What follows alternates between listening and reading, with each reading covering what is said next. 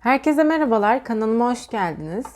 Bu videomuzda gizli gücünüz ne, içinizdeki gücü nasıl ortaya çıkartabilirsiniz, bu yolda nelere ihtiyacınız var, hangi mesaja ihtiyacınız var gibi sorulara yanıt arayacağız tarot kartlarımızla beraber. İlk önce bu tarot kartlarımızla bir açılım yapacağız. 4 tane kart çekeceğim içlerinden. Daha sonra da burada bulunan dişil enerjili iyileştirici kehanet kartlarımızdan yine bu niyette bir tane kart çekeceğim. Ve bu yolda neye ve hangi mesaja ihtiyacınız olduğu ile ilgili bir mesaj verecek bu kartlar bize. Yolunuza biraz ışık olacak yine bu destemiz. Dilerseniz hemen geçelim açılımımıza. Önce kartlarımızı biraz karıştırayım. Kafasında bu soru olan herkesin niyetine niyet ederek, bütünün hayrına olacak şekilde niyet ederek karıştırıyorum bu kartları.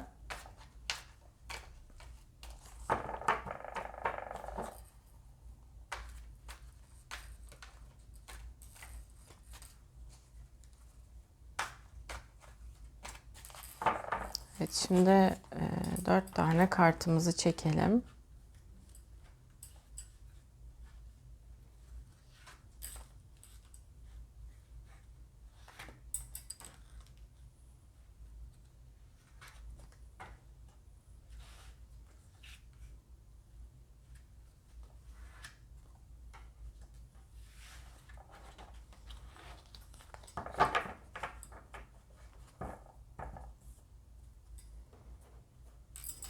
Evet, çektik 4 tane kartımızı.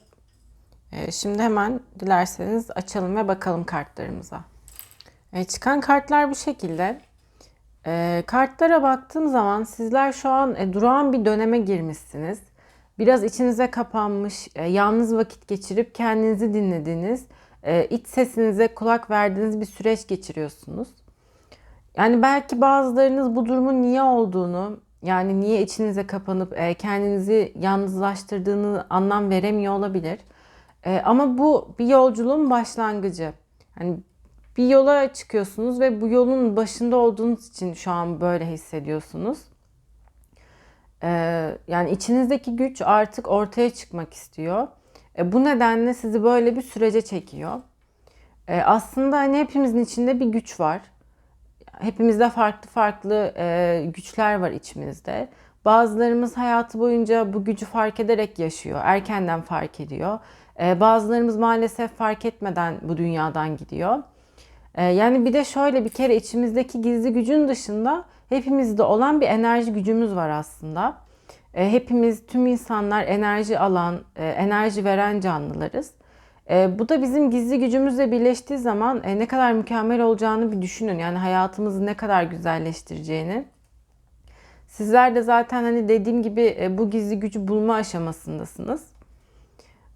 Bu gizli güç, işte bizdeki enerji, bunlar birleştiği zaman, yani düşünce gücümüzle içinizdeki güçle birleştiği zaman yapmak istediğiniz, hayatta başarmak istediğiniz her şey çok daha kolay olarak meydana gelecektir. Siz emek vereceksinizdir ve bunun karşılığını alacağınızı bileceksinizdir. Bunları uyguladığınız zaman, bildiğiniz zaman.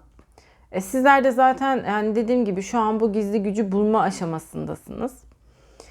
Şöyle bir desteğe açılıma baktığım zaman şunu diyebilirim ki bu videoyu izleyenler için, çünkü onlara niyet ettim. Onların niyetine açtım. Ve bütünün hayrını dileyerek yaptığım bu açılımda sizin gizli gücünüz sezgileriniz. Aynı zamanda da bunun getirdiği bir bilgelik. Bunu fark ettiğiniz zaman dışarıdan, yani sizi tanıyan insanların da fark edeceği bir değişim, bir dönüşüm geçireceksiniz. Başlarda sizi tanıyanlar buna anlam veremeyebilir. Yani bu nedenle de haksızlıklara uğrayabilirsiniz. Ve biraz çevrenizle mücadele etmek zorunda kalabilirsiniz. Sizler de yara açmaya çalışabilirler. Ama lütfen pes etmeyin ve bu yolunuza devam edin.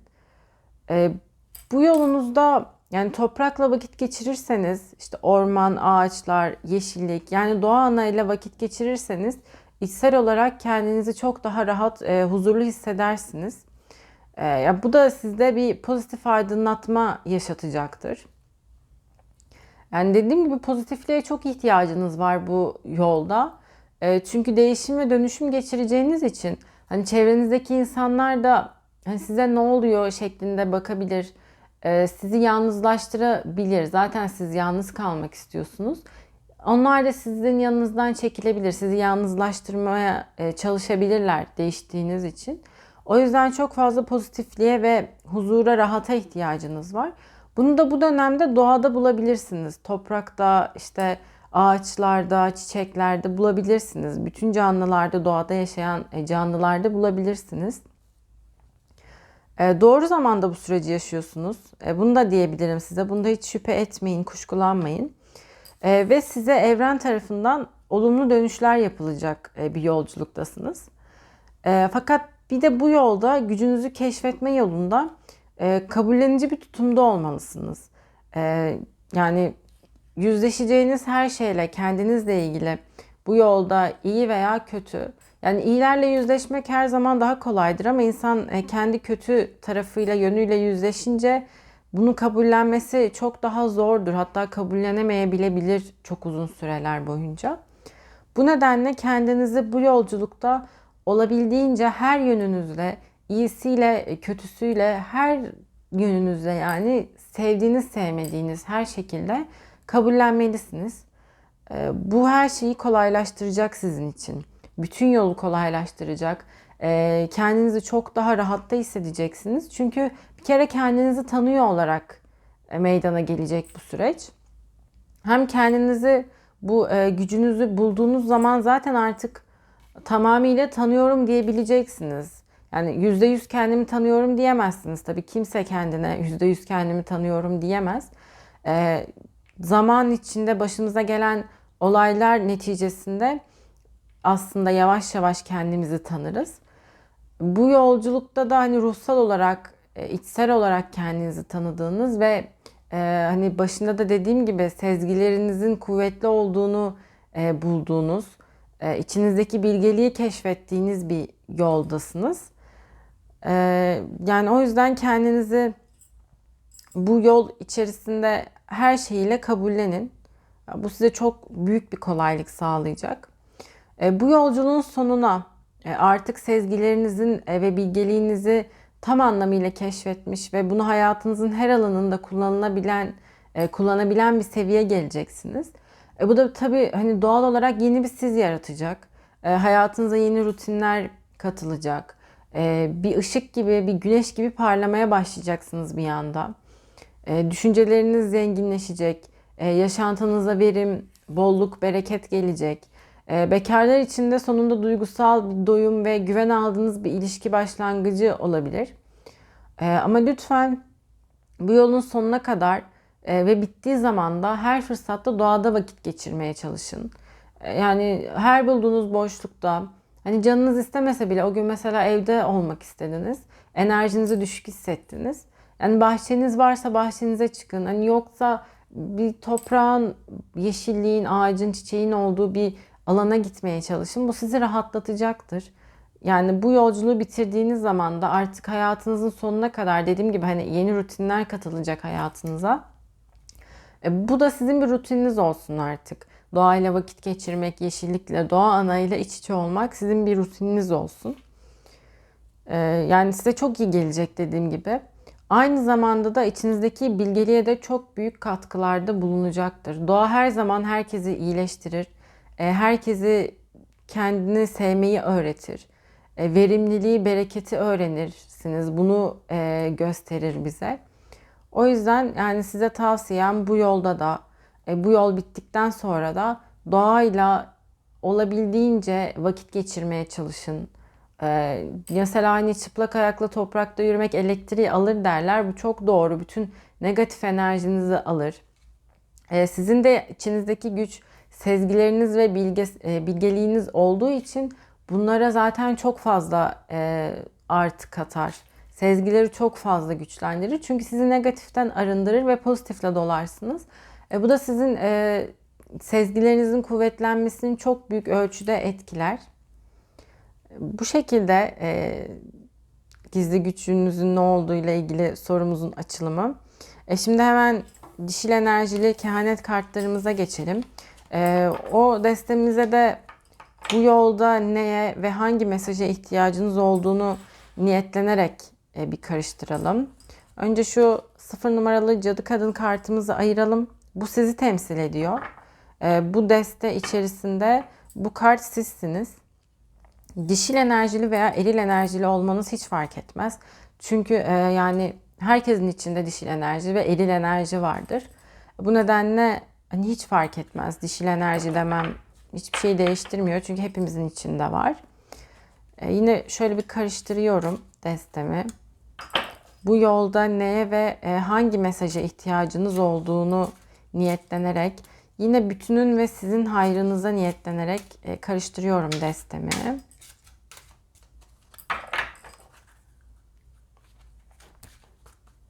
Umuyorum ki istediğiniz, dilediğiniz mesajı size verir bu kehanet kartları. Ama inanıyorum verecektir. Hemen şu kartımızı çektim.